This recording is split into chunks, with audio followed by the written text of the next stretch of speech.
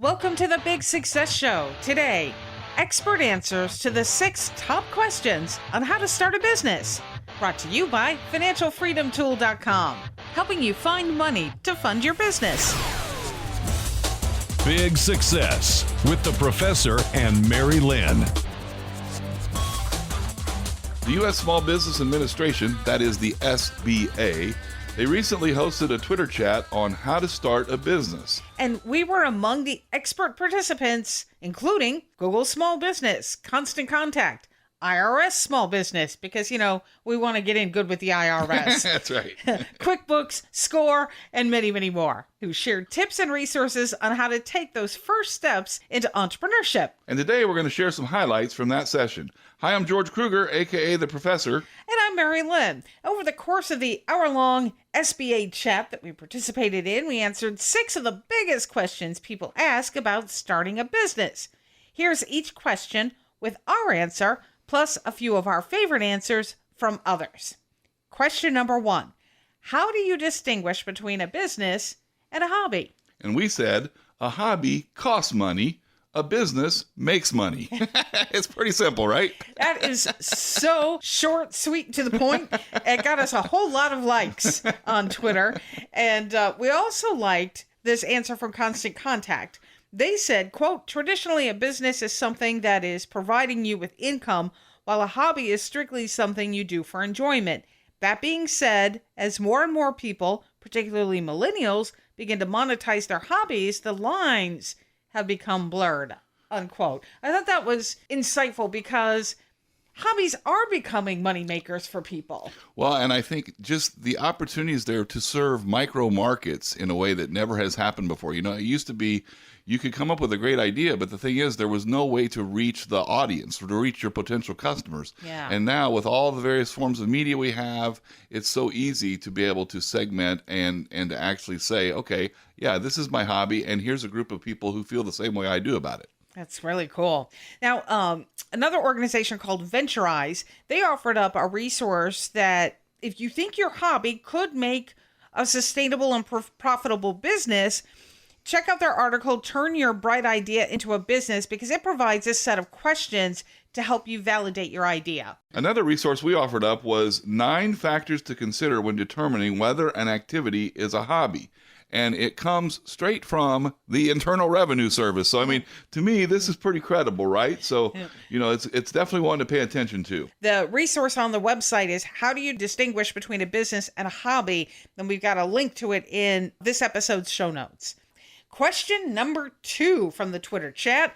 What's the first step you should take when starting a business? And we said to this, fully vet your idea. Who's going to buy your product or service? What will they pay for it? Why will they buy it? Who's your competitors? What makes you different? These are just a few of the questions you're going to want to ask. Marketing research can give a business a better idea of what products and services may bring a profit. In today's show notes, you're going to find a link to a nice guide from Entrepreneur called How to Do Market Research, The Basics. The Association of Women's Business Centers also participated in the chat, and they say that once you identify your skills, passion, and expertise, you should create a business plan that lays out the marketing, operational, and financial strategies for your business. And Brinks Money Solutions, now Brinks, they've got the money, Mary-Lynn. Oh, yes. Oh, that's right. We see it going down the road, right? They say to always map your plan and recommend using the business model canvas. We've got a link to the template, this canvas, for developing new or documenting existing business models in your show notes today. The third top question on how to start a business is, there are different types of business structures. How do you determine which one is right for you? And George, with our coaching service, how many times have we answered this question? But it's a big one. Well, and we always say the same thing. Talk with a local business attorney and CPA so you get a structure that's going to give you control, limits your liability, and minimizes your income taxes. And we love the complete list of business structures that the Small Business Administration has on their website. And we link to their article, Choose a Business Structure, which helps you review all of them from C Corp to S Corp to LLC and more. So just check for that link in your show notes today. And to dive into the tax considerations even more, Karen Kerrigan, President and CEO of the Small Business and Entrepreneurship Council, suggests you check out J.K. Lasser's Small Business Taxes 2020. It's a book that you may find very helpful, especially as tax season comes upon us. Isn't it here? It is. And coming up, 2 more of the top questions on how to start a business. But first, a word from our sponsor, financialfreedomtool.com. Looking for money to start your business? The Financial Freedom Tool helps you uncover money hidden in your budget so you can start your business sooner than you think. Learn more at financialfreedomtool.com. That's financialfreedomtool.com. Today, we're sharing expert answers to the 6 top questions on how to start a business. The U.S. Small Business Administration recently hosted a Twitter chat.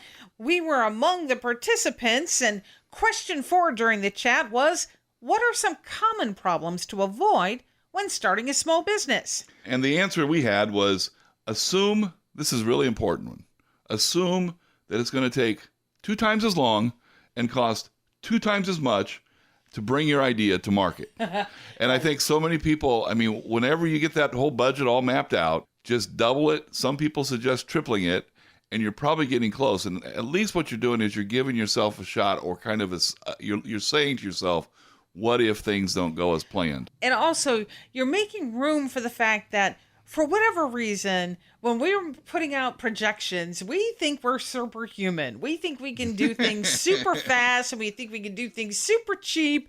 And then once you dive into it, the reality of it is that it takes way longer than what you thought you were going to be able to do. Well, I don't think there has been a single project that we've taken on right, where this didn't come into absolutely play. Right. And it happens with clients. It's just inevitable. But the thing is, what you're doing here is you're stress testing your projections, and then you can develop contingency plans for those inevitable speed bumps. Awesome.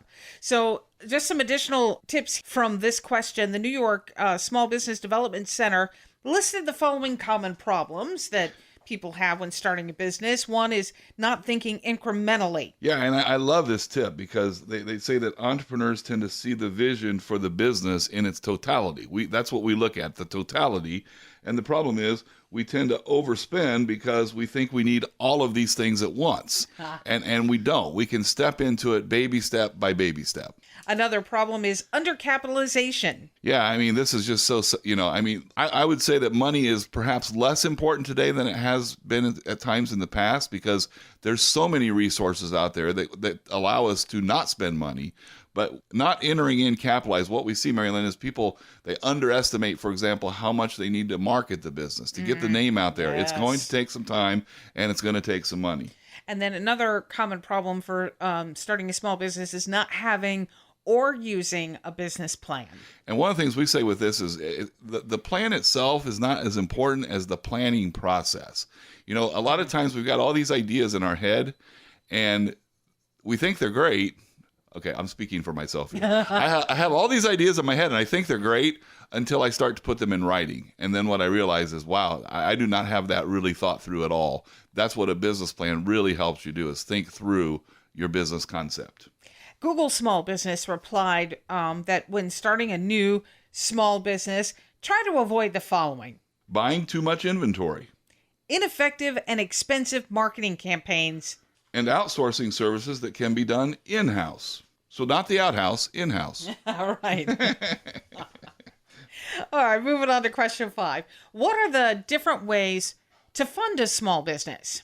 Man, the answer to that is it's almost unlimited. But some of the ones we mentioned were yourself, your friends and family, crowdfunding, angels, banks, venture capitalists, grants, customers, suppliers. Should I keep going, Mary-Lynn? No, I think you've hit them all. You know, one of the ones that we've added to that list, Mary-Lynn, is crowdfunding. It's becoming a very popular way to finance a startup. And we share an article, The 3 Types of Crowdfunding. It talks about donation, rewards, and equity-based crowdfunding. We've got a link to that explains each of those more. Sandeep Todi, co-founder of Remitters, suggested some creative funding ideas. So these were a little bit thinking outside of the box. And so we wanted to share those with you too. You can bring in a partner who provides both talent and capital.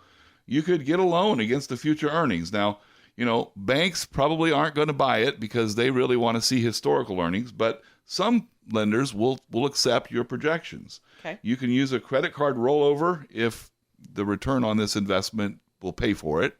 That's the key thing. And you can find customers. I love this one. Ultimately, if you think about it, customers fund our business. They're the ultimate funder. If customers don't come through, we don't have a business, right? Right. So the thing is, why not just start with customers and see if we can get them to pay in advance? I can't tell you how many people I know who've done this. They got a customer who paid in advance, and that was the money they needed to get their business started. I love that. Because there's a lot of people who will say they will buy your product or service in advance, but you actually get them to pay for it in advance. Then you're on to something. Yes, that's the golden ring, right? So, and Small Business Majority advise that you make sure you're working with a responsible lender. You can learn more about responsible lending with the Small Business Borrowers Bill of Rights. Find that at borrowersbillofrights.org. And the sixth and final top question on how to start a business is, what free or low-cost resources are available to help you start a small business? And our answer to that is simply a list of 7 government resources to help small businesses that's provided by Smart Hustle's Ramon Ray. Hey, Ramon Ray, can't go wrong listening to him, right? The list includes the SBA, SBDCs, SCORE, and the IRS Small Business Portal. And Ramon shared some great advice on how becoming a celebrity CEO can help your business grow, and that is on the Big Success podcast. Find a link to that episode in today's show notes. And speaking of podcasts, there's a lot of great free podcasts in the small business space from entrepreneurs like Amy Porterfield, Duct Tape Marketing, John Jantz, and Barry Moltz, to name a few. And the New York SBDC reminds us not to forget about these wonderful resources: public libraries, local and public computer labs with online learning programs associated with colleges, networking groups that have speakers, insight from business owners, and also customer feedback. And last but not least, we just couldn't leave without saying this, keep coming back here to Big Success. We serve small businesses, professionals, and organizations, helping you grow your brand and think like an entrepreneur for personal and professional and financial and business success. And along with all the other resources that we link to in the show notes today, you'll also find a link to our archive of business articles and podcasts, plus our other SBA chat recaps, including 44 resources for women entrepreneurs. And if you're ready to take the plunge into entrepreneurship, talk to us about coaching. We'd love to hear what your idea is. And we thank you so much for listening today. We hope you found all of these resources helpful. And until next time, here's to your big success. Find Big Success at biggsuccess.com.